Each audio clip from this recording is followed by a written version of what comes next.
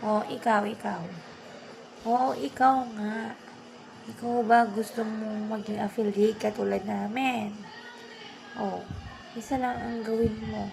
Kailangan meron kang 200 hanggang 599 na followers. Ayan. So, konti na guys, diba? Dati 600 followers bago ka magkaroon ng yellow basket. So, ngayon, meron ka na lang 200 to 599 followers. Pwede ka na magkaroon ng yellow basket. So, ano bang ginagawa mo? I-workout mo na yan. Yes, guys. And then, paano nga ba as a beginner, mga madam? As a beginner, syempre, anong gagawin mo? Kailangan kakapalan mo yung face mo.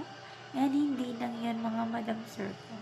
Kailangan, alam mo yung una mong gagawin at sasabihin mo na ipopromote sa mga tao. Okay? Paano kung wala ka pang sample items? Tumingin ka sa paligid mo anywhere in your house. Ayan.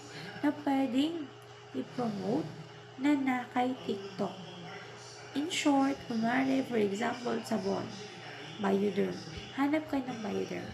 Keratin, hanap ka ng keratin sa bahay ninyo na pwedeng i-promote ng kasirola, pinggan, baso, na kay TikTok.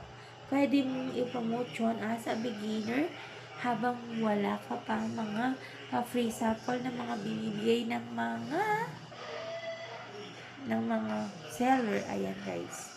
So, yes, ang kagandahan nga doon mga madam, nabibigyan tayo ng pa-free sample. Pero hindi lang basta-basta pa-free sample yun. Alam nyo kung bakit? Kasi kailangan natin yung i-promote. Lagi-lagi. At saka alam nyo kung paano pa? Kailangan, even though nagla-live ka, kailangan ilagay mo yung mga item na pinopromote. Diba, medyo hassle ng konti. Pero, kailangan natin siyang go through, no? Minsan mahirap, minsan gusto mo nang sumuko, pero kailangan mo siyang gawin. Kasi, we need extra income at the same time. Pero, guys, sasabihin ko sa'yo, pwede kang kumita dito in the first place, 2 digits, 3 digits, 4 digits, then 5 digits, then suddenly yung iba guys, is kumikita na rin ng 6 digit. Gusto mo rin kumita noon.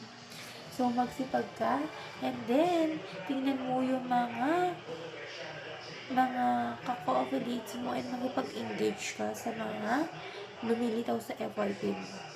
Okay?